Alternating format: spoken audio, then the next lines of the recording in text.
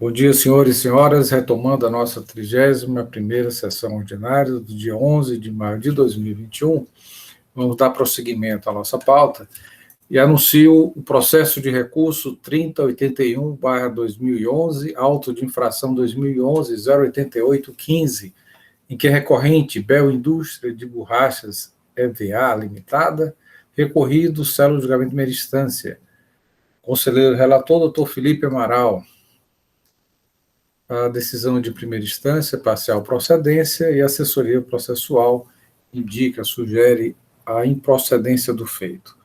Para a sustentação oral, temos a presença do doutor João Vicente Leitão e da doutora Solange Marinho, que depois da fala do doutor Matheus Viana Neto, procurador do Estado, concederei a palavra aos senhores.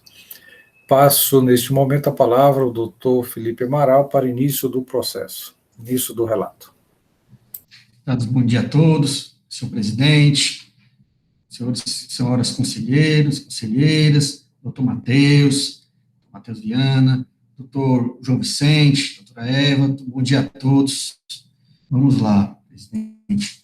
Gente, quanto ao processo agora apregoado, trata-se de uma infração apontada à empresa Bel por omissão de receita, contendo o seguinte extrato: omissão de receita identificada através de levantamento financeiro fiscal contábil. O contribuinte omitiu receitas comerciais relativas a produtos, conforme fica evidenciado no levantamento fiscal realizado, detalhado nas informações complementares anexas, além dos documentos comprobatórios constantes na documentação apensada. Nas informações complementares, esclarece ainda o agente fiscal que teriam sido encontrados lançamentos do caixa como histórico VR referente suprimento de caixa, sem qualquer indicação de contrapartida, o tipo de documento, número de documento, etc.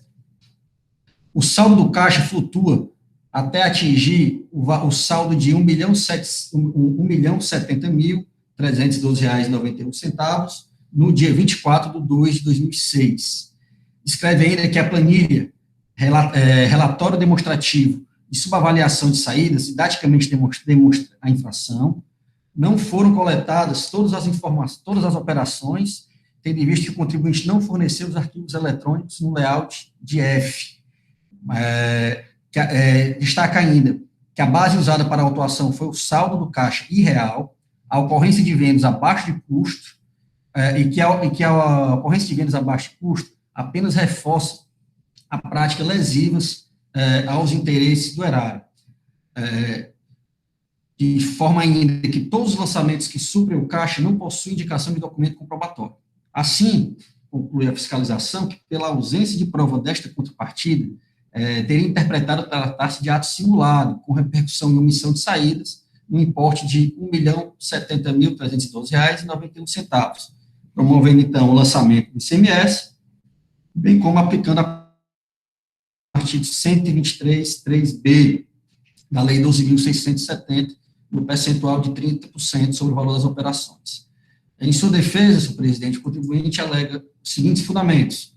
Primeiro, ele suscita a decadência, tendo em vista que o fato, a suposta omissão de receita teria ocorrido em 24 de fevereiro de 2006, sendo que o auto de infração, o contribuinte só foi intimado do auto de infração em 14/7/2011, pede aqui a aplicação do 150, parágrafo 4º, considerando que o ICMS é um tributo sujeito a lançamento por homologação, suscita também a nulidade por cessamento de defesa, considerando que não existe no relato do auto de infração elementos concretos da acusação do contribuinte.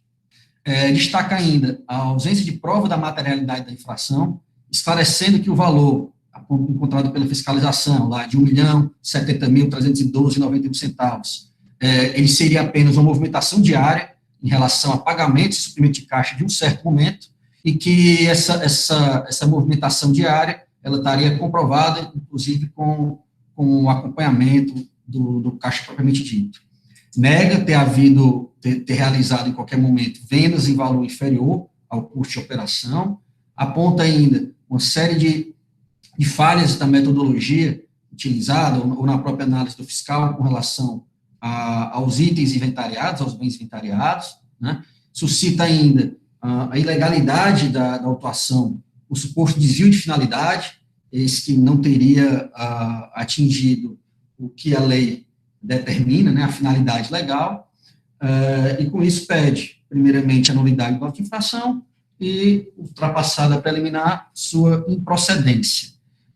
Essa análise, né, foi submetida a uma perícia, e em julgamento de primeira instância, presidente, foi rejeitado as questões preliminares, né, as preliminares, decadência, não se aplicava o 150, parágrafo 4º, sendo que foi acatado, durante a perícia, várias dessas operações que o fiscal teria indicado que não teria contrapartida, que não teria nenhum documento comprobatório, a perícia identificou várias delas como sendo efetivamente comprovadas, né? Então, em primeira instância, o auto de infração foi julgado parcialmente procedente, tá, para limitar a autuação a base de cálculo de R$ 497.907,56, que teria sido o valor sobre o qual a perícia, realmente analisando os documentos, não teria identificado a contrapartida, né, os documentos que justificassem essa movimentação. Acendendo o processo, senhor presidente, por meio de recurso, no qual são repetidas as alegações do contribuinte, a assessoria processual, ela faz o seguinte relato, eu peço venha, são poucos parágrafos, para fazer uma leitura, que demonstra bem a fundamentação que levou a assessoria processual a indicar a improcedência da ação fiscal. Então, disse a assessoria processual, analisando o relato da infração e de suas informações complementares, assim como os demais elementos que constituem o presente processo, chega-se à conclusão de que a acusação de suprimento de caixa foi realizada com base em fato que não comprova a sua existência, tanto que a empresa autuada conseguiu comprovar no curso do processo a origem dos lançamentos supostamente feitos, sem respaldo documental, restando somente uma pequena parcela sem a tal comprovação. Ora, se a empresa não escriturava os livros diário e razão, em face do regime de tributação do imposto de renda no qual estava enquadrada, conforme relata o próprio agente fiscal, o procedimento mais adequado para averiguar a legitimidade do lançamento seria intimar a empresa a apresentar os documentos comprobatórios da operação registrada, assim como procedeu a perita quanto da execução de seu trabalho. O agente fiscal não intimou a empresa autuada a comprovar a origem dos lançamentos identificados como suprimento de caixa, nem aprofundou sua investigação dos documentos fiscais e contábeis disponibilizados pela empresa, presumindo, com base em percepções equivocadas, que os referidos lançamentos foram efetuados para encobrir omissão de receitas derivadas da venda de mercadoria com preço inferior ao custo de sua aquisição. Faltaram elementos comprobatórios seguros para confirmar a acusação de suprimento fictício de caixa. A meu ver, os elementos utilizados pelo agente fiscal para concluir que a empresa supria artificialmente seu caixa não comprovam o ilícito denunciado, ainda mais quando se constata que o critério utilizado para denunciar a venda de mercadorias com preço inferior ao custo de aquisição não foi o mais acertado, conforme observou a perita em seu laudo, a esclarecer que a comparação entre as notas fiscais de venda do exercício fiscalizado 2006 deveria ser feita com base no custo médio existente até a data de emissão da nota fiscal de saída e não com o inventário levantado em 31 de dezembro de 2006, inclusive a data posterior ao do próprio ilícito.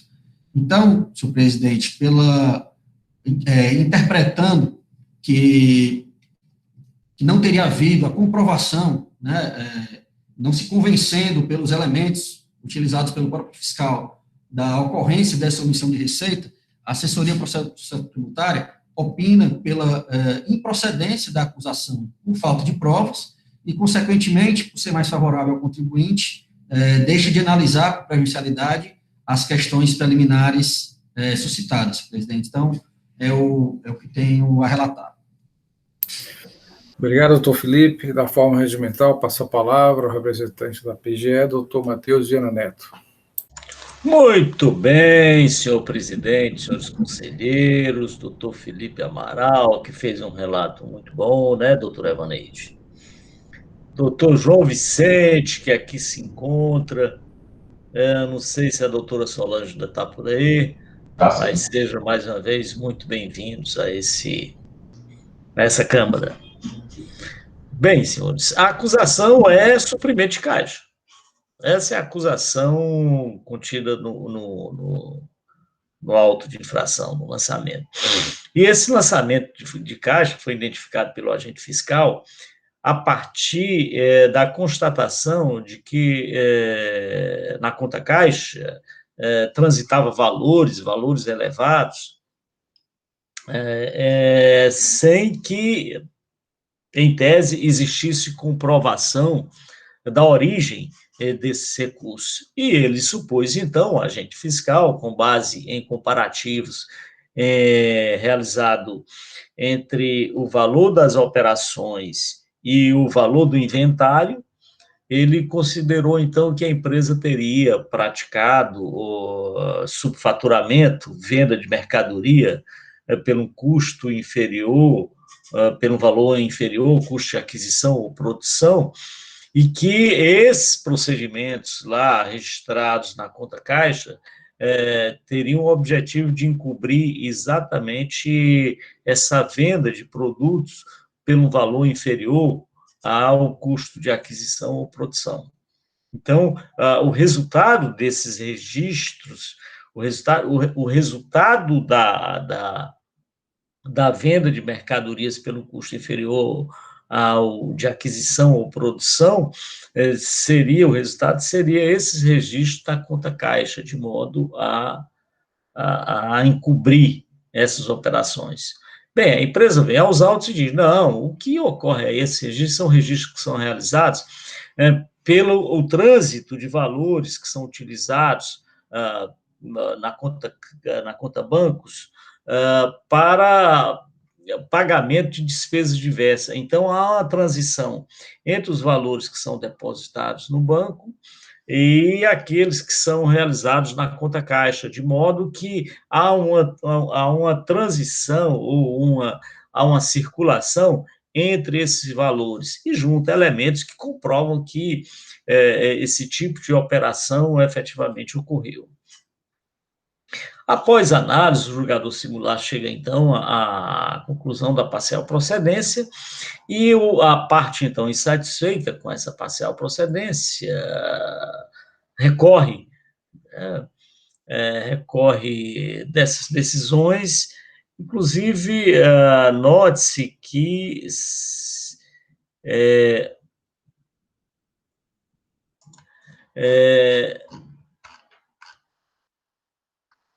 deixa-me ver aqui.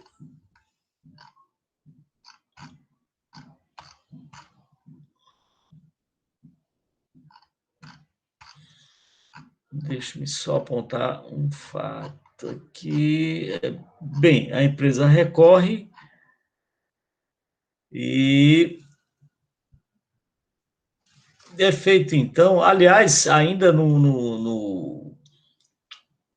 antes do julgamento singular, é feito um laudo, foi feita uma perícia, e a perícia, então, reduziu esses valores, identificou efetivamente que aquela informação do contribuinte referia-se a essa transição da conta caixa com os valores na conta banco. Verificou e houve, então, a redução dos valores indicados pelo agente fiscal. Mas, insatisfeito, como havia dito anteriormente, o contribuinte, então, recorre e diz, não, o erro permanece, porque, na verdade, a esses valores aí consignados, além de não configurar suprimento de caixa, decorre de operações regulares, há um dado relevante, que é que essa conta caixa, conforme a legislação autoriza, ela se refere à movimentação tanto da filial quanto da matriz. Ou seja, esses valores ali que estão consignados não pertencem só à unidade da empresa que está sendo fiscalizada, ela pertence a duas unidades.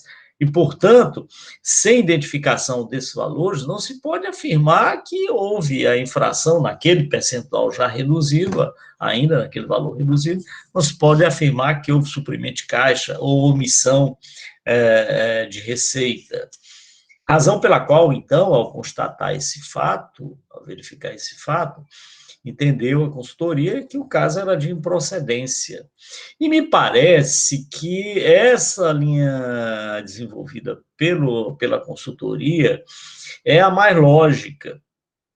Primeiro, porque a base utilizada para identificar a omissão de receita seria a provável venda de mercadoria pelo custo inferior à aquisição ou produção.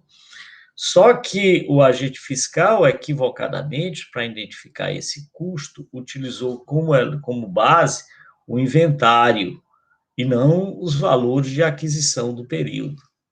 Então, esse é um erro, uma premissa equivocada por parte do agente fiscal.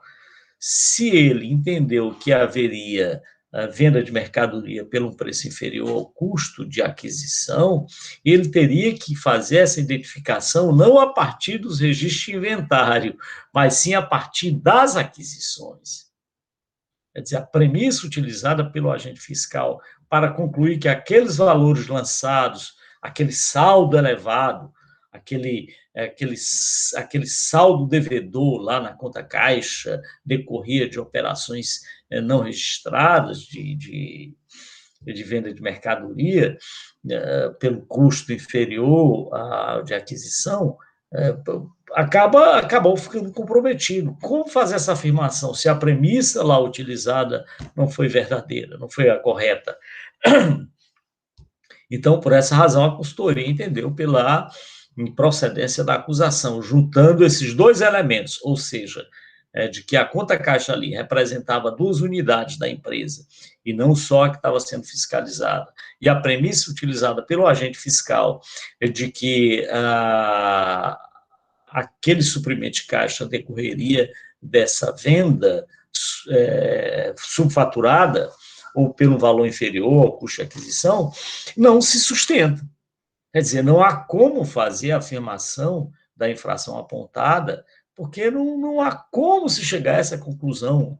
Não pode nem se conjecturar, era possível. A Procuradoria tem se manifestado que em determinadas situações, quando não se pode afirmar se o evento efetivamente ocorreu ou não, o caso é de nulidade do lançamento tributário. Eu não sei, não tenho certeza se aquele evento infracional ocorreu ou não. A Procuradoria normalmente tem se manifestado pela nulidade, de modo que posteriormente se possa verificar com a nova fiscalização se o fato ocorreu. Mas no presente caso, não há como conjecturar a respeito da ocorrência do fato.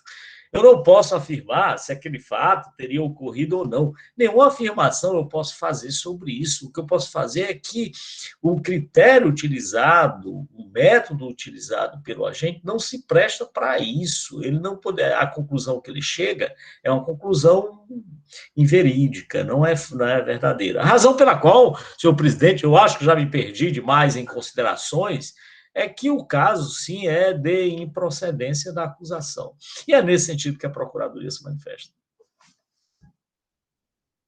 Obrigado, doutor Matheus Viana Neto. Da forma regimental, passo a palavra aos representantes da parte. Eu indago o doutor João Vicente, a doutora Solange, que fará a sustentação oral. Palavra concedida. Doutor João Vicente. Não, está mutado. O seu microfone, doutor João Vicente. Doutora Solange, me permita? Pronto. Bom dia a todos, bom dia, doutor Manuel, presidente. Bom dia, professor e doutor procurador, doutor Matheus Viana. Bom dia, Evaneide, secretária. Bom dia, doutora Helena Gomes, ao cumprimento em nome dos conselheiros do Fisco. Bom dia, doutor Felipe Amaral, o qual eu cumprimento em nome dos conselheiros das entidades.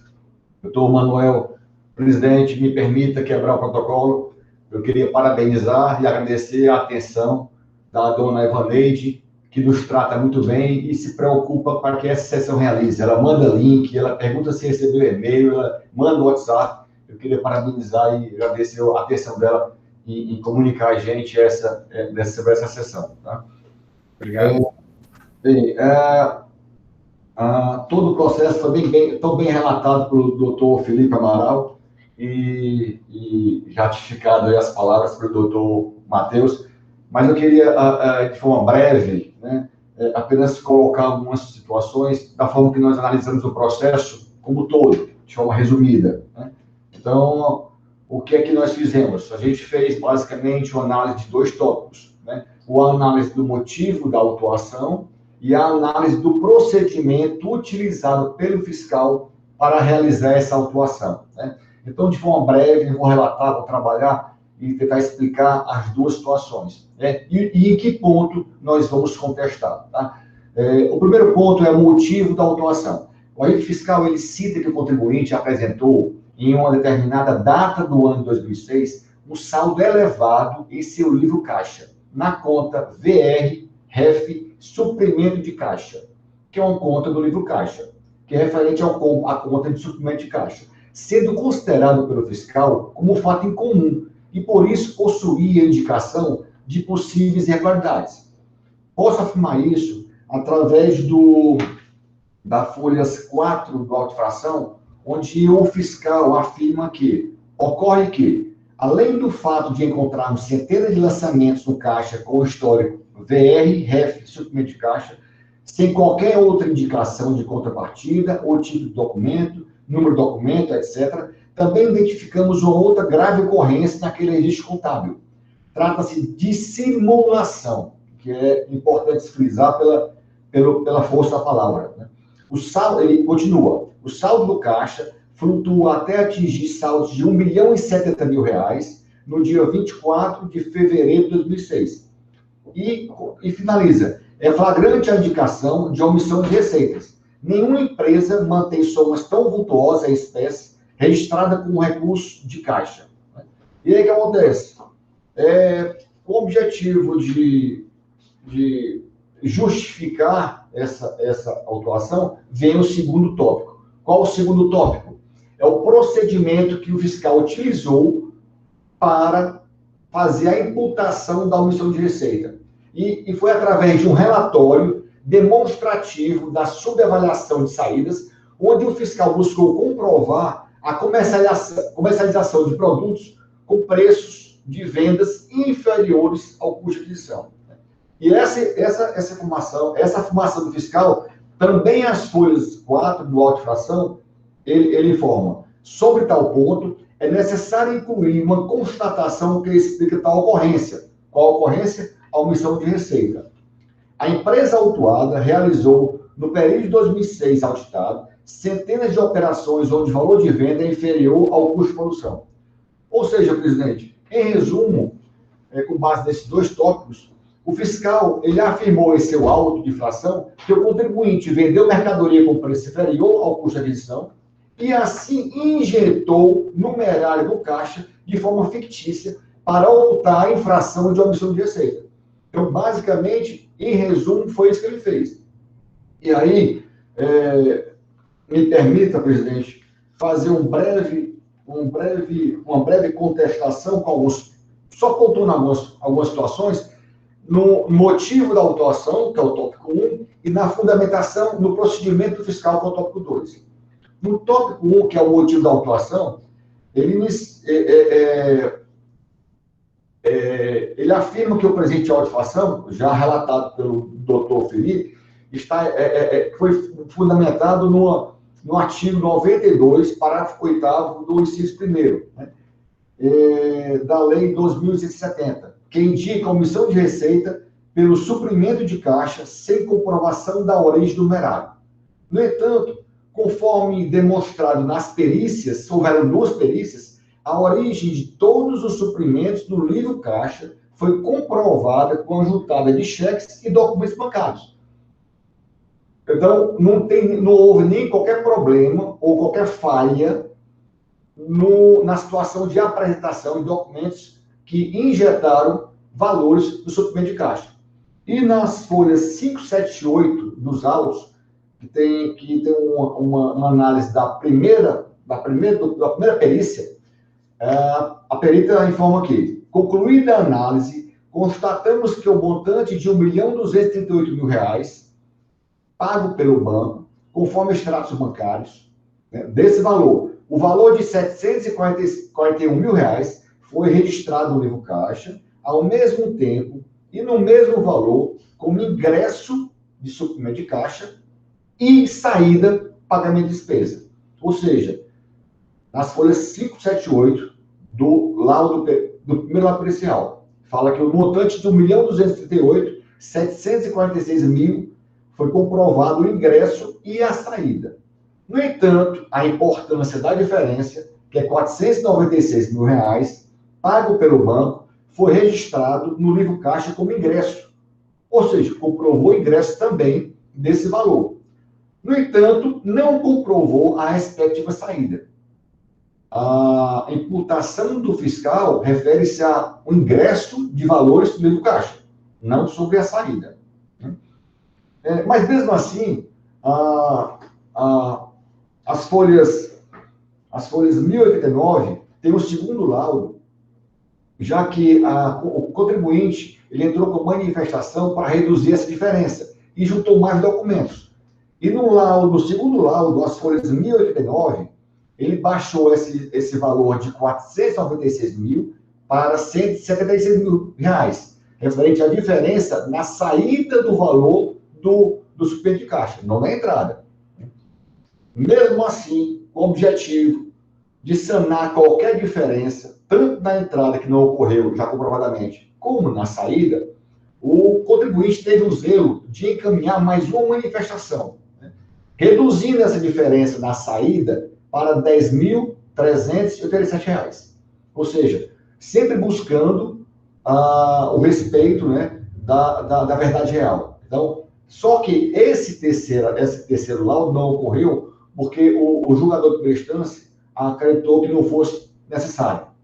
Mas, caso tivesse analisado, ele chegaria a esse valor de diferença na saída de apenas R$ 10.000 e poucos, certo?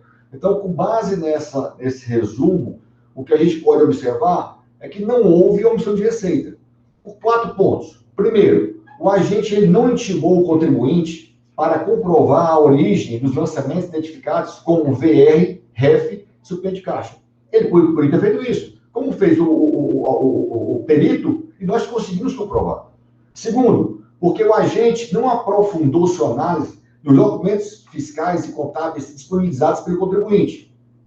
Podia ter aprofundado, inclusive no que se refere ao que o doutor Matheus falou, sobre a situação de que naquela conta envolvia valores da matriz e da filial. Então, precisaria realmente adentrar a análise da parte contábil, né? Terceiro motivo, porque o agente autuou a empresa exclusivamente por presunção, pois não existe um documento no processo que prove a omissão de receita. Todos os documentos que foram solicitados pela perita foi encaminhado e ela ratificou o que o contribuinte já tinha comunicado na impugnação. E quarto e último, porque o próprio laudo pericial, a perita comprovou e atestou a origem de todo o numerário que ingressou no livro caixa da empresa. Então, esses motivos fazem com que o contribuinte, nesse momento, ele requeira a improcedência do auto de infração. Vamos ao segundo tópico, que é exatamente o procedimento fiscal para identificar, para imputar à empresa essa omissão de receita. Ele afirmou que a empresa vendeu mercadoria com preço inferior ao custo de aquisição, a qual resultou na omissão de receita, objeto da auto-infração. E, para isso, ele apresentou um relatório, que foi o relatório demonstrativo da subavaliação de saídas. No entanto, esse relatório, que foi o relatório que fundamentou a imputação de omissão de receita ao contribuinte, nesse relatório nós detectamos 3 inconsistências, tá? E as 3 inconsistências, elas foram apresentadas tanto na impugnação quanto na manifestação à perícia e na própria perícia. A primeira delas, o fiscal utilizou como custo médio da mercadoria o valor de inventário de 31/12/2006, ou seja, custo médio do final do ano.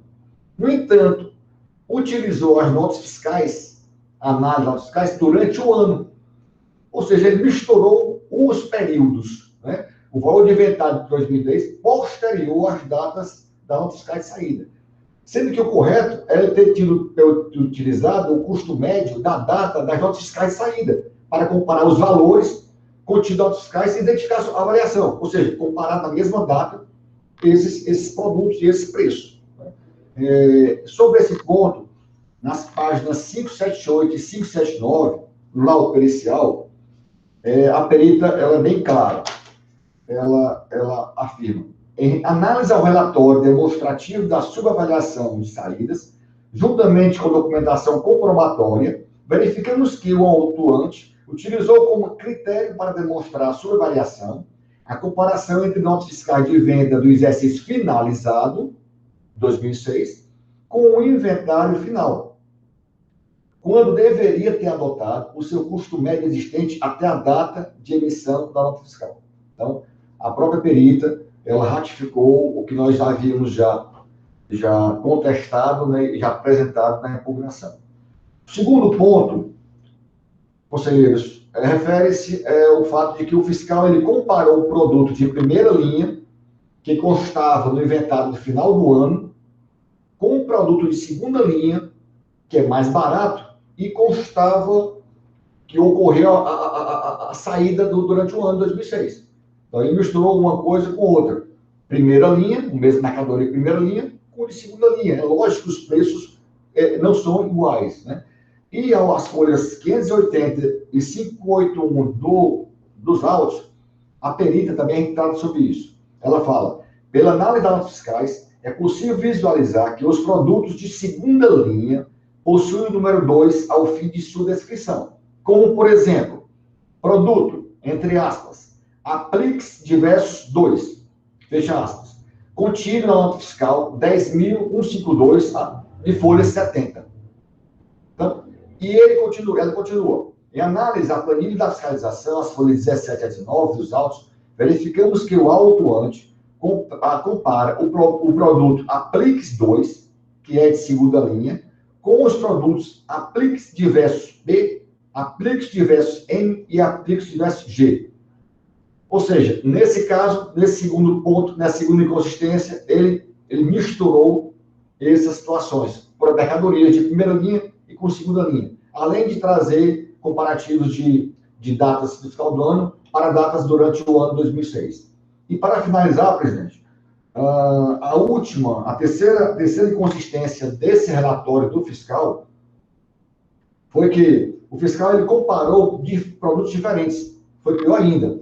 Ele utilizou o inventário do final do ano de um produto e o valor da nota fiscal em outubro, 2 meses antes, de outro produto. Outro problema que realmente mostra a inconsistência desse trabalho. Vamos também ao laudo pericial, as folhas 578. A perita informa: sobre a ocorrência de vendas abaixo do custo, analisamos o relatório da fiscalização de folhas 17 a 19, juntamente com a documentação apensa aos autos, e verificamos que o autuante realizou a comparação de itens que possuem nomenclaturas distintas, ou seja, na saída ele utilizou os dados de um produto, comparando com o inventário final de outro produto. Ou seja, deixando todo o resultado do trabalho feito pelo fiscal de forma inconsistente. Né? Então, em razão dessa situação, conselheiros, no que se refere tanto à imputação da omissão de receita, o que não existiu, como também o procedimento utilizado pelo fiscal para comprovar essa imputação de forma totalmente inconsistente, é que a gente suplica pela improcedência do auto de infração. É isso. Obrigado. Obrigado, doutor João Vicente. Doutora Solange, quer fazer alguma observação? Ok. Então, processo em discussão, senhores. temos as preliminares e também o parecer da assessoria processual, manifestação da PGE, e que já se manifestou. Cabe aos senhores agora a discussão. Palavra facultada.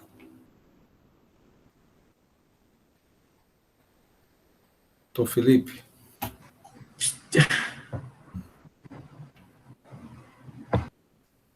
O microfone está desligado. Opa, senhor presidente.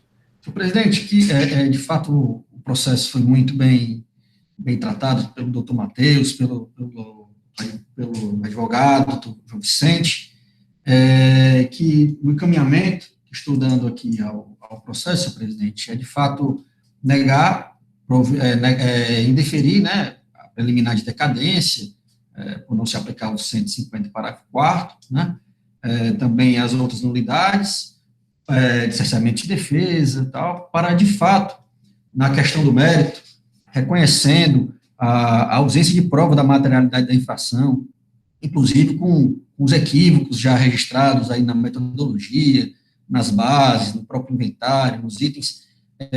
Então, senhor presidente, o encaminhamento é de julgamento de improcedência, em consonância com o parecer da assessoria processual tributária, ratificado em sessão pelo outro procurador. A doutora Mônica está com um problema aí na conexão. Doutora Mônica, a senhora acompanhou o relato do processo, né? Nós estamos na fase aqui de discussão e já encaminhando para o voto.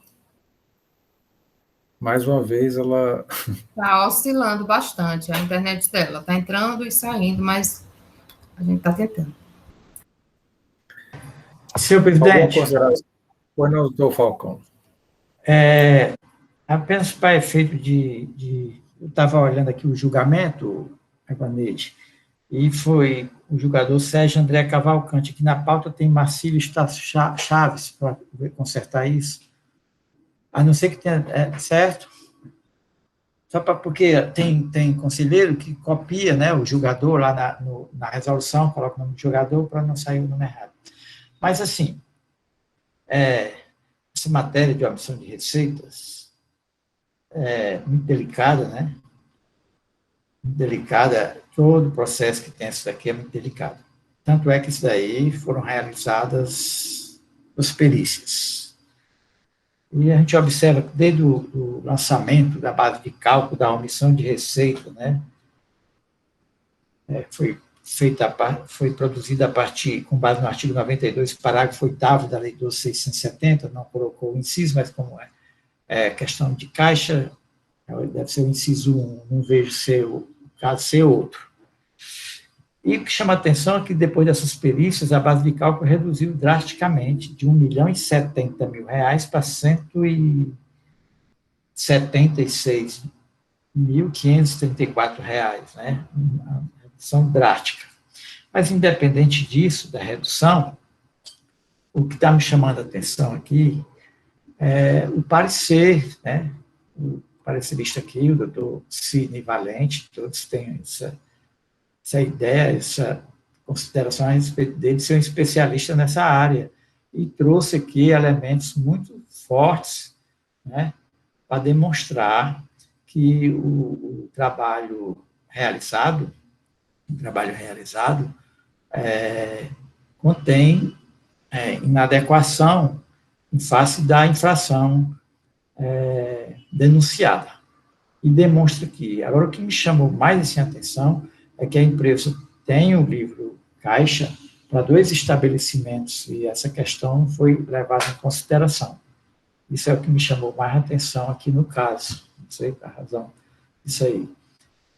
E também essa questão da empresa manter muito dinheiro, que nem o doutor João Vicente falou, né, muito dinheiro em caixa foi que causou essa alerta para a fiscalização fazer esse levantamento.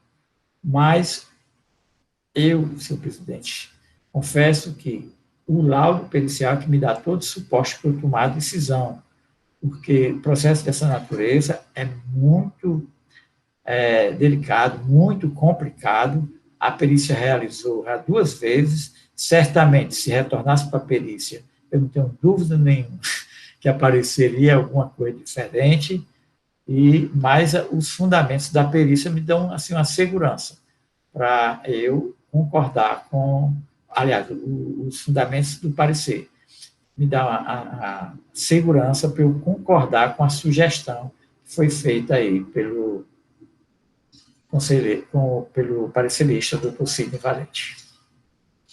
É isso. Obrigado, doutor William. Doutora Mônica Castelo, nos escuta?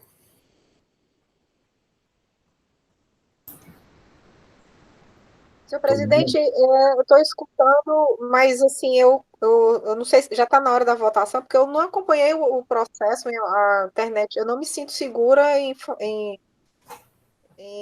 participar assim, das discussões, porque realmente eu não consegui acompanhar quase que absolutamente nada. Ok. Já sabe, só abstém, então, de votar. Ok? Acompanhou o relato? Já está na votação? Já estamos na fase final, na fase de votação. A senhora acompanhou o relato? Eu acho. Não, eu sei que se trata apenas de uma omissão de receitas, mas eu não consegui acompanhar todo o relato, senhor presidente. Ok, então é prudente não participar da votação, considerando que não acompanhou todo o relato.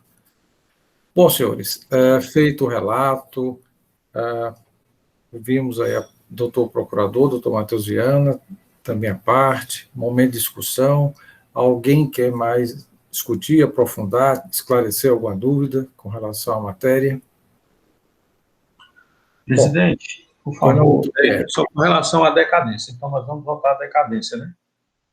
Entendo que sim. Presidente, na verdade, eu tinha falado a questão da decadência da preliminar, doutor Pierre, mas, em verdade, vou até retificar para acompanhar o parecer, que o parecer, como ele consegue, no mérito da procedência, né, ao recurso do contribuinte, julgando improcedente a ação fiscal, essas questões de decadência e a preliminar de defesa, elas acabam ficando prejudicadas, tendo em vista a primazia do julgamento de mérito favorável, né? Então, eu até retifico, né, por improcedência da ação fiscal, restando prejudicada a análise das questões preliminares citadas. O parecerista, inclusive, ele menciona, ele traz aqui o artigo 84, parágrafo 9 da Lei 15.614, que, superada, né, essa questão preliminar, enfrenta o mérito aí pela improcedência. Bom, doutor Felipe Amaral se manifestou, colheu os votos dos conselheiros. Doutor Felipe já votou pela improcedência, de acordo com o parecer e manifestação da doutora PGE. Invoca o artigo 84, parágrafo 9, para não apreciar essas preliminares suscitadas pela parte, que é a decadência e a nulidade. Como vota doutor Pierre? Acompanho o relator, presidente. Doutor William Falcão? Acompanho o voto do relator. Doutora Helena? Acompanho o voto do relator. A doutora Mônica, como ela não participou de todo o relato, né, por problemas técnicos, não acompanhou e também das discussões, ela se abstém de votar. Doutor Pedro, como vota? Acompanho o voto do relator. Né? Então, esta Câmara, por decisão unânime, conhece do recurso, dá provimento para julgar improcedente o feito fiscal, nos termos do parecer e também manifestação da doutora PGE, e aplicando também o artigo 84, parágrafo 9, não apreciando as preliminares suscitadas pela parte, porque decisão favorável, conforme o artigo 84, 9 da Lei 15.614 de 2014. Esta decisão absteve-se de votar a doutora Mônica por não ter acompanhado todo o relato e discussão do processo. Agradeço a participação, senhores, doutor João Vicente, doutora Solange, também pela paciência, né? Demoramos um pouquinho mais nos processos, 2 primeiros processos da pauta, mas concluímos então o 3º processo. Temos mais um processo para concluirmos a nossa pauta de hoje. Fiquem à vontade, se quiserem permanecer conosco. Obrigada. Bom dia a todos. Bom dia. Saúde, Tchau. Senhores, Vamos dar prosseguimento. Chegamos, então, ao último processo da pauta, processo de recurso 171/2018, auto de infração 2017-19-660, em que é recorrente Frio Ceará Armazéns Frigoríficos Limitada e recorrido Célula de Julgamento de Primeira Instância. Conselheiro relator, doutor Felipe Amaral, a indicação de parcial procedência em primeira instância e também pela assessoria processual tributária. Passo a palavra ao conselheiro relator para início do relato.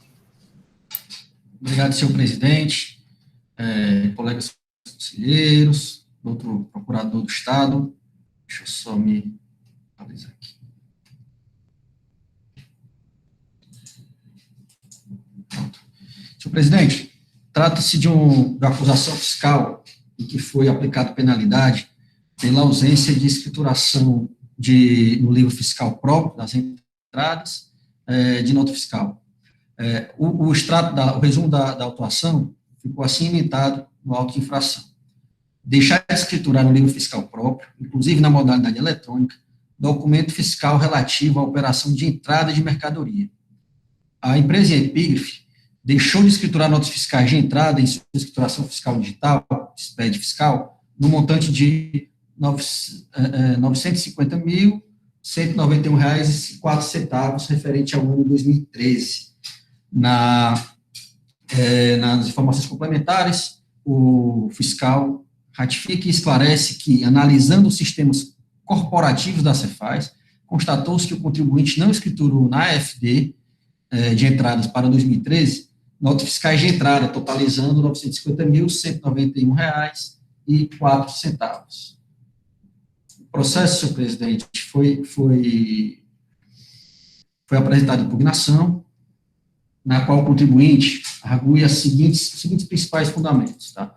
Ele defende ele diz que desconhece as 66 notas fiscais indicadas no auto de infração. Ele afirma que, à época dos fatos, não era possível, não lhe era disponibilizado no sistema informatizado a possibilidade de promover a recusa dessas notas fiscais, a qual ele não identificava a origem e a veracidade da operação.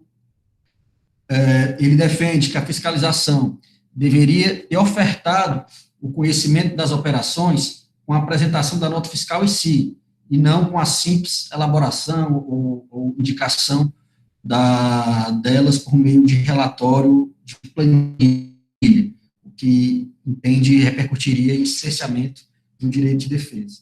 Então, ele, enfim, indica uma das notas fiscais como tendo sido efetivamente escrituradas e pede, presidente, como alteração de penalidade, que ao invés do 123.3G seria aplicado o parágrafo único do artigo 126 da Lei 12.670, que trata lá das operações sujeitas às substituições tributárias. O processo de primeira instância ele foi julgado parcialmente procedente com as seguintes justificativas.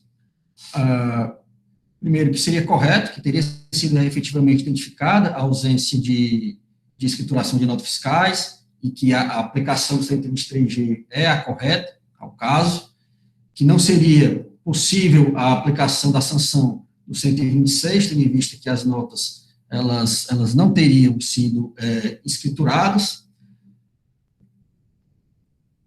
Admite, com relação à prova dos autos, a existência de uma nota fiscal indicada pela fiscalização, que é a nota fiscal 6486, emitida pela CAIX, Comercial de Alimentos, Indústria e Exportação Limitada, enfim, ou seja, de todas as notas fiscais elencadas pela fiscalização, o julgador identificou que uma delas realmente teria sido escriturada, excluindo da base de cálculo, e afastou as nulidades suscitadas processamento de defesa com base no artigo 489, parágrafo 1º, inciso 6º do CPC. Destacando, impugnando o que foi arguído pela defesa, destaca que o cancelamento da nota fiscal está regulamentado pelo nosso regulamento, que seria possível, sim, a exclusão, firmando aí o fundamento do contribuinte. e que, no final das contas, confirmada a materialidade da infração, mantém o julgamento de procedência com a exceção aí dessa nota fiscal. O contribuinte, contra a decisão singular, ele interpõe recurso ordinário, de forma tempestiva, pela qual ele reitera os fundamentos de sua defesa. A assessoria processual tributária, senhor presidente, ele opina pelo desprovimento do recurso, né, mantém o reconhecimento da materialidade da infração, né, igualmente a aplicação da penalidade, como o 123.3G, e tal como o julgador de primeira instância afasta, né, o pedido de readequação da pena para o 126, parágrafo único, tendo em vista a ausência de comprovação do registro dessas operações na contabilidade, né, não só não foram escrituradas na FD, como também não houve nos autos prova de que teria sido o registro feito na contabilidade. Isso aqui inclusive, na redação antiga, né, do próprio artigo 126. Então, por esse motivo, senhor presidente, opina pelo desprovimento do recurso com a manutenção integral da decisão de primeira instância. Então, esse era o que tinha relatado.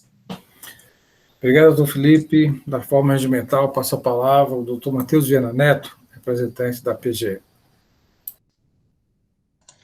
Bem, senhor presidente, analisando a falta de escrituração apontada das notas fiscais, ela reproduz, de certo modo, o que aconteceu naquele primeiro processo, em que o contribuinte diz, olha, eu não adquiri as mercadorias, essas notas fiscais foram canceladas,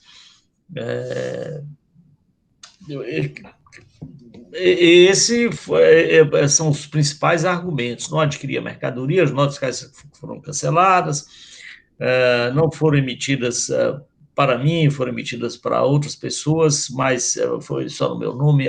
De chegar a afirmar, ainda que não claramente, mas chegar a afirmar isso. Mas o fato é que, diferente daquele outro processo, o contribuinte, ele trouxe aos autos, inclusive as notas fiscais que teriam sido canceladas, objeto do cancela ou da anulação. Ele trouxe a chave das notas fiscais que teriam sido utilizadas para anular ou desfazer aquela nota fiscal que havia sido emitida para ele. Aqui, no presente caso, não. O contribuinte faz uma série de argumentos, mas efetivamente não comprova, não traz nenhum elemento comprobatório dos fatos por ele apontados, que não teria adquirido tais mercadorias. Essa é a razão pela qual, senhor presidente, a questão é de parcial procedência, com a aplicação da sanção mais benigna, é verdade, né, que é o conforme tem decidido essa Câmara, que é o 123.8L, mas quanto à improcedência da acusação ou nulidade do feito, não vemos. Houve a identificação das notas fiscais, as notas fiscais estão identificadas pelo agente fiscal, que não foram escrituradas, caberia a ele, contribuinte, trazer elementos probatórios, o que ele não fez. Essa é a razão pela qual a Procuradoria se manifesta pela parcial procedência, nos termos lá já indicados pela consultoria. É isso, senhor presidente. Obrigado, doutor Matheus. Processo em discussão, senhores. Alguma discussão? Lembrando o pedido da nulidade, processamento de defesa. Doutor Falcão, quer a palavra? Sim, senhor presidente. Nesse caso, o auto de infração trouxe o 3G, né? Ao contrário daquele lá, primeiro já trouxe o 8L, aqui trouxe o 3G. E o julgador singular alterou por 126, né? Que aplicou a multa de 10%. O 3G também, a multa é 10%, não é isso? É 10% também. O 3G é 10%. 10%. Só foi a questão da multa. 950.191,04 é a base de cálculo, a nota fiscal de entrada não escriturada, aplicou 10%, a infração deu 95 mil. E o julgador colocou 126.670, também 10%.